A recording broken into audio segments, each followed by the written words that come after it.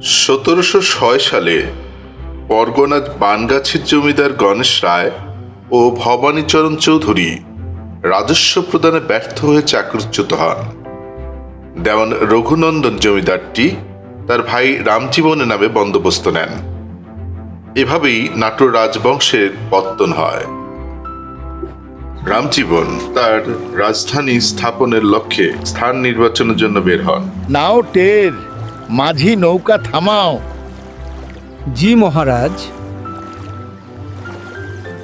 মন্ত্রী এবং পেয়াদাদের নিয়ে তিনি সিদ্ধান্ত নিয়ে ফেলেন রাজধানী এখানেই তিনি স্থাপন করবেন। জিদে, এখানেই আমার রাজধানী হবে।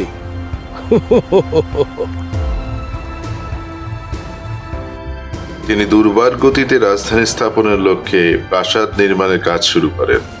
এইটা উত্তরবঙ্গের রাজধানী, আর এ হলো প্রাসাদ।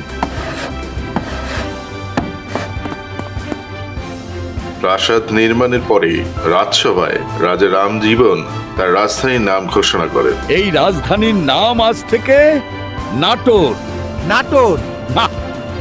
নাও ঠের থেকে নাটোর।